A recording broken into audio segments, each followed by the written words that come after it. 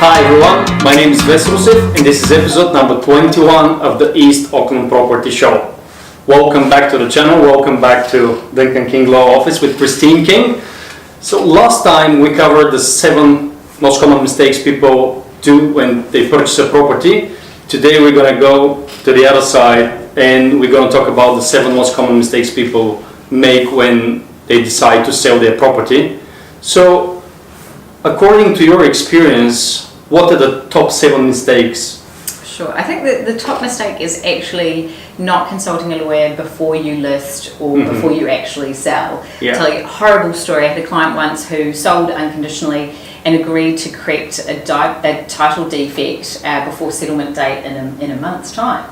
He didn't realise it actually takes quite a while to correct a title defect and couldn't comply with what he'd agreed to and ended up being on penalty interest for 18 months. And it just wiped out every cent he had in that deal. So it is actually really, really important that you do talk to a lawyer even before you list. Yeah, I think it's also up to us to recommend to our clients to talk to a lawyer first. And I can appreciate some people are nervous about spending the money. And again, that's why we work on set fees. The idea is I want to encourage you as my seller to be chatting to me and to make sure that you understand perhaps what could go wrong, or perhaps just understanding the sales process as a whole. So what usually happens is they'll give you a call, a client will give you a call. Hi Kristine, I'm planning to put my property on the market.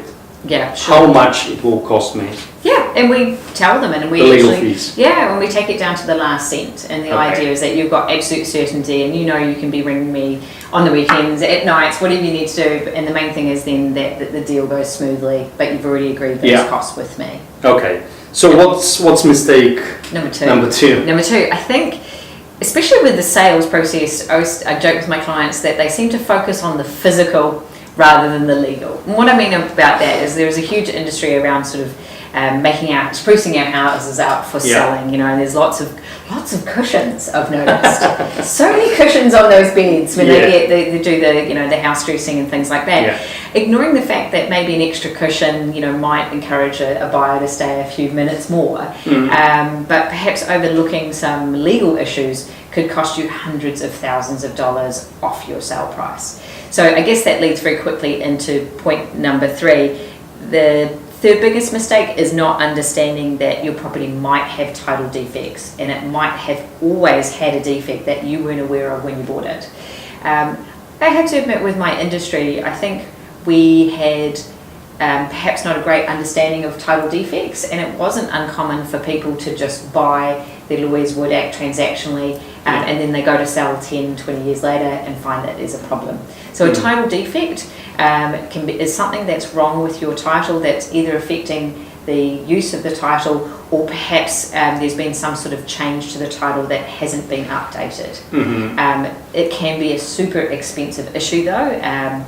It usually takes us, as an example, about 6 months to fix a cross-lease title defect, and the costs, I haven't done one for under 10,000, and that's including the surveyor's fees and things like that. So you get it, guys, it's an expensive problem.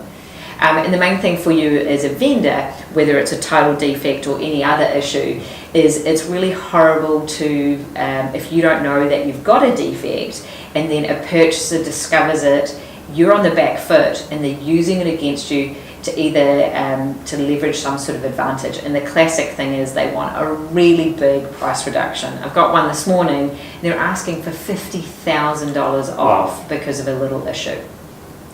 So wouldn't it be better to actually prepare your property for sale? And that's the other point as well with my 4th big issue, is not understanding that your property might have an actual property issue. And when I say that, it's different from a title defect, more something like unconsented works. So there's an extra toilet council's never known about, or we see a lot of this. People have failed to complete processes with council, so there's an outstanding certificate and things like that.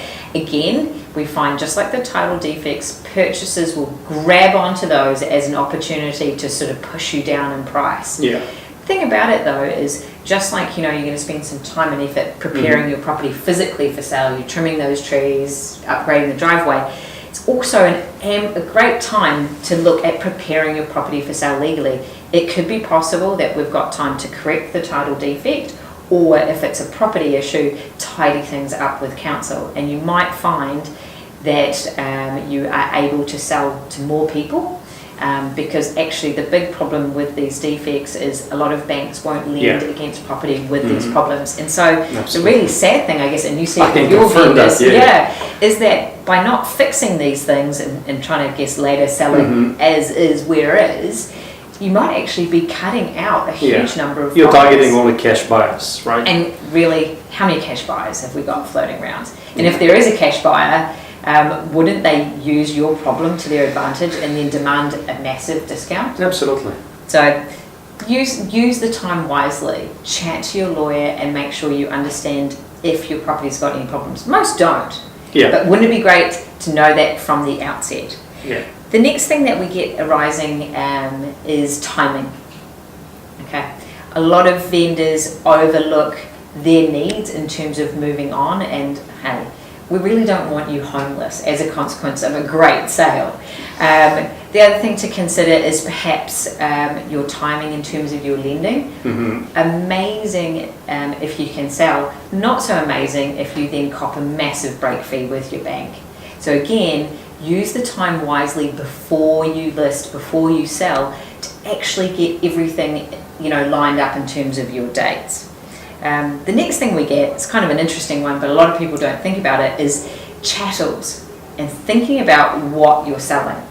Your real estate agent will be super helpful, and they'll put a list of items in your agreement for sale and purchases in a little box towards the back, mapping out all the chattels. These are all the items that are going to be sold with the house. It's really important you check that list carefully, because there might be something really quite precious to you that you don't want sold, or there might be something you really don't want to be bothered to remove.